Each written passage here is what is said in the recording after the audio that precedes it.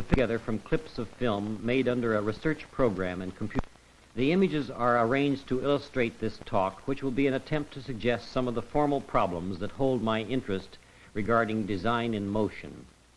This is the IBM 2250 graphic display console that generates the images in motion which I have been exploring. Dr. Jack Citron of IBM, who developed the computer program for this project, is demonstrating the way we select numerical variables that determine a particular graphic pattern. The program is based upon a single polar coordinate equation having about 20 parameters. Using the light pen, numerical values can be chosen and given to any of the parameters of the program. One soon learns how to control the graphic possibilities of this new medium and realizes that it is a very powerful and versatile figure generator.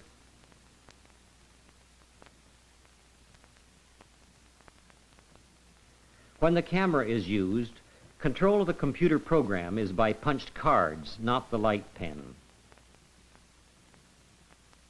The camera, using black and white motion picture film, is automatically operated by control signals generated by the computer program.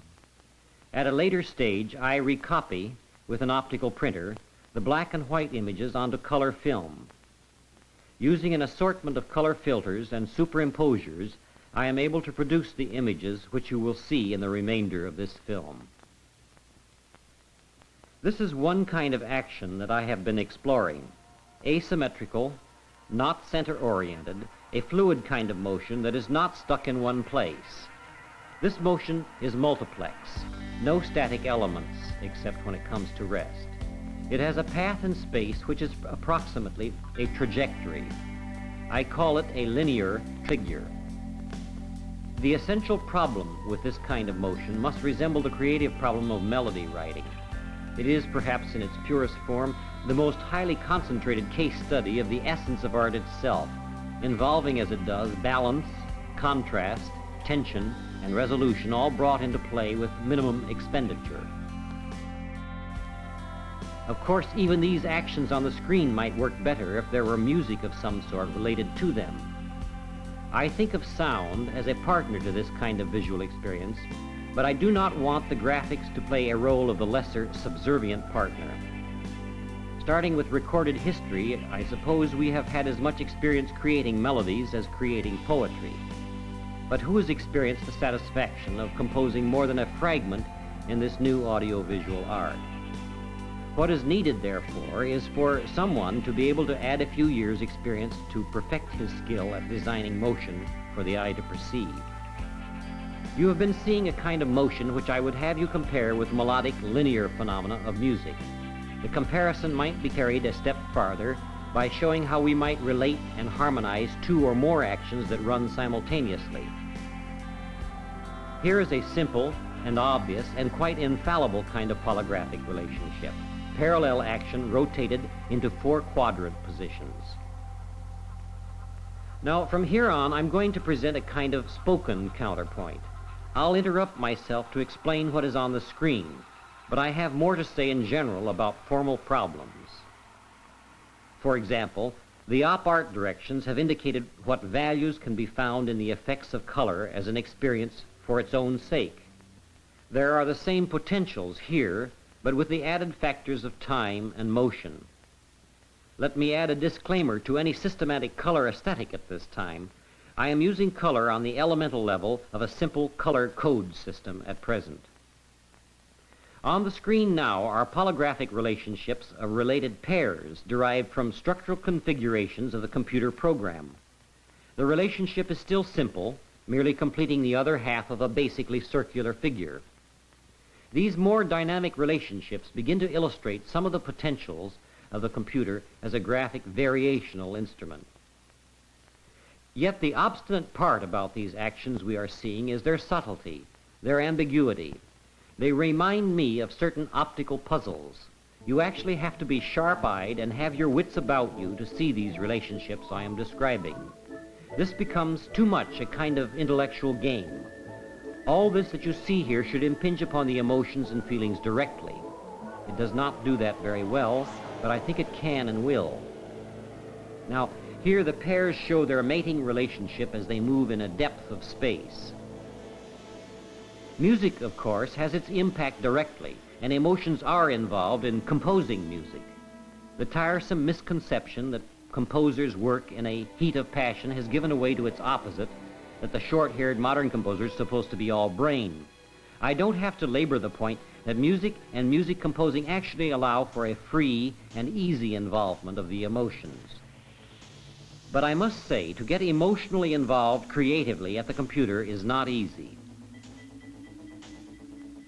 One considerable problem has to do with the matter of real time.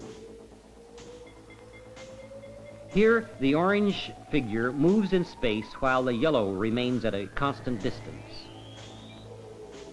These actions on the screen were not produced in real time. In fact, it takes 3 to 6 seconds to produce one image such as we see here, passing at the rate of 24 frames per second. One 20-second sequence requires about 30 minutes computer time. Then I must wait some 12 hours or more to see my film after it is processed. This is another dynamic relationship. The yellow and orange figures complete a closed figure, but the connecting lines are organized differently.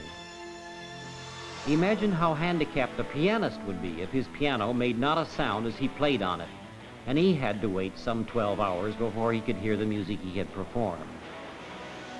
The musician's reactions and his emotions and feelings are easily involved because all musical instruments to this day have operated in real time.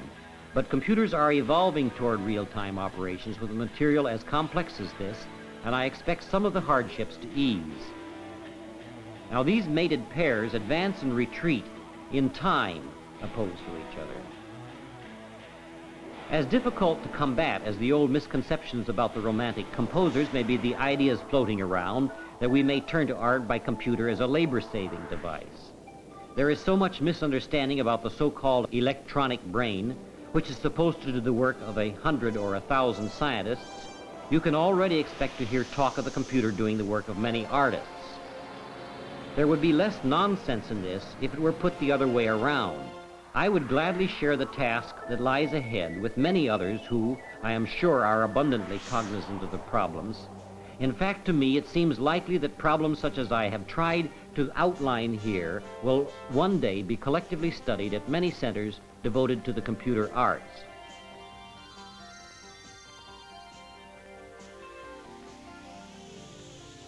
Now, in conclusion, I would like to present a brief analysis of the film Permutations, which is the most recent of several films which I have made as one of the many activities within my IBM research project.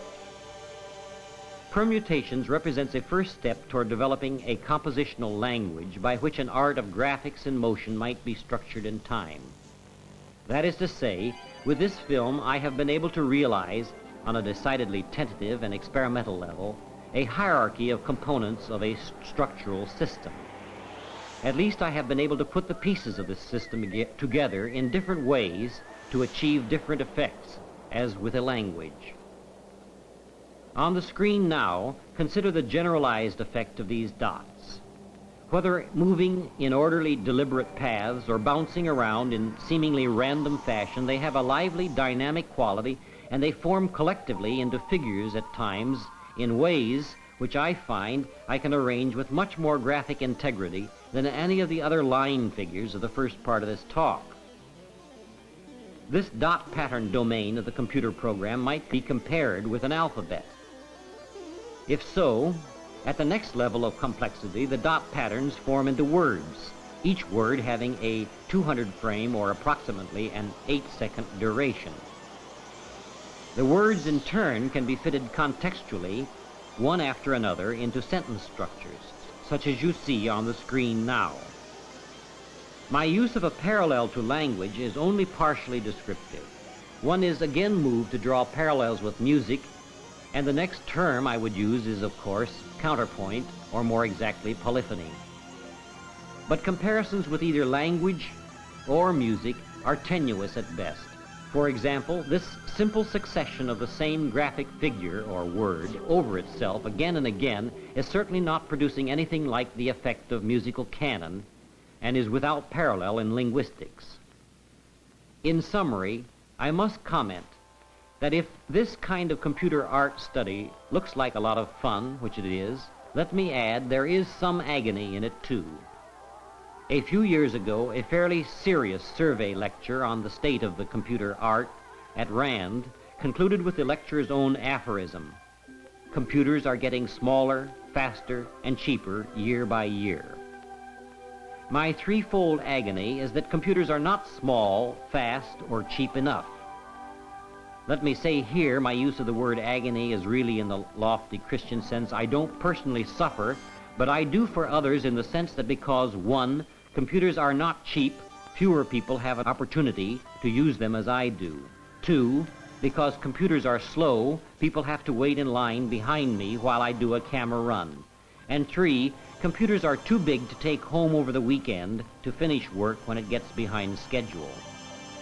Still, computers are becoming smaller, faster. Suppose my real agony is one of impatience. I expect to see one day an art of graphics as a regular daily part of television programming.